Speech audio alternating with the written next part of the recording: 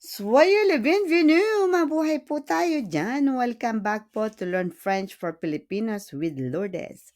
This is still our topics, is l'adjectif qualificatif le pluriel, de masculin et féminin en pluriel. See, it's not the same when we say it, masculin et féminin. That's why it's very important to hear the words and to read the words, to know the words, okay? Then, because it's not easy, okay? Plural in French and easy to practice. Just practice them. We just add S, but it's a big difference when we add S. That means it's plural form. There are two or more, okay? Because singulier, singular is only one, but plural, there are two or more, okay? So let's go with the terminaison with E, A, U. U-S-E. See? It's not the same. Buder, nagbubud. Salking, nagtatampo na lalaki. Buduz. Buduz. Buder, budus. Plural, we just add S because there are many. Buder, budus, but we don't pronounce the S. Got it? Next, we have UL et U-double-E. Réel et réel. Réel et réel. Okay? And then in plural, we just add S. Réel et réel, but we don't pronounce the S. Get it? We have another example. Mortel, mortal, and mortel. Okay? Mortal. Okay? Yung real is just the same. It's real. And mortel, we just add S. And mortel avec un S, but we don't pronounce the S. Next, E-T o O-W-T-E. Hindi siya W-T-E, no? In English is E-double-T-E. In French is E-W-T-E. Example, violet, violette. Okay? Violet, violette. Plural, we just add S with violet, add S, a violette with S. Next, we have a N. N, a W-N-E. Okay? Bon, it's good. A bonne is good too, but we need to do double N. And then for plural, we just add S, bon, a bonne with plural.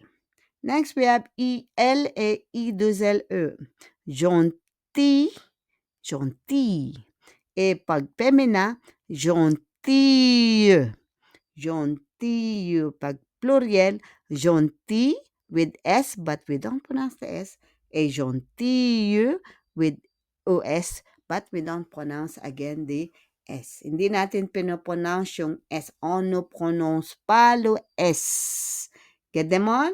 So, boudeur, boudeuse. Réel, réel. Mortel, mortelle. Violet, violette. Bon, bonne. Gentil et gentille. Get them all? Practice, practice po. Merci beaucoup. So let's continue with joyeux and joyeuse. Okay? Cheerful, joyful. Example, un enfant joyeux. A joyful child, isang masayang bata. But, une fête joyeuse, it's a cheerful one, okay? A joyful party, isang masayang handaan. So, joyeux, comme joyeux anniversaire, happy birthday. And une fête joyeuse. Okay, joyeuse. Next, we have boudeur et boudeuse. Okay, like nagtatampo yan. Boudeur, salki in English. Matampuhin, nagtatampo. Okay, le garçon est boudeur. Lalaki est masculin, mais la fille est boudeuse. Boudeuse. Okay? So, nagtatampo naman yung babae. Okay? Salki. Okay? It's just the same in English. It's the same in Tagalog, but not the same in French. Ce n'est pas la même chose en français. Okay, so be careful. Joyeux, joyeuse. Boudeur, boudeuse. Okay? Get them all? Practice, practice po. Merci. So, let's have last two examples. We have bon et bonne. Okay? Good. Example. When do we use bon, B-O-N? When do we use bonne en féminin? C'est un bon restaurant. Fais en liaison. C'est un bon restaurant. It's a good restaurant. Okay? C'est un. Okay? Liaison yan. Dinodugtong. We connect. Liaison. C'est un bon restaurant. But pour féminin, c'est une bonne idée. C'est une bonne idée. Okay? Again, liaison, connect, dudugtong, c'est une bonne idée. Idée. Okay? It's a good idea. If you look in English, it doesn't change. It's a good restaurant. It's a good idea. Magandang restaurant to, magandang idea ito. But in French, it's not the same. C'est un bon parce que un bon, c'est masculin et une bonne idée, c'est féminin. Get it? And we have gentil et gentille. Okay. Kind or nice, okay? Like your example, your employer, est-ce que c'est gentil ou elle est gentille? Example. Le professeur est gentil. Okay, the teacher is kind. Gentil. Hindi gentil, no? It's not gentil. Gentil. And then, mabait ang teacher mo.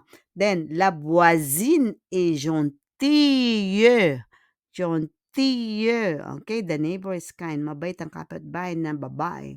So, when we pronounce them well, so that they can understand if it is a masculine ou féminin.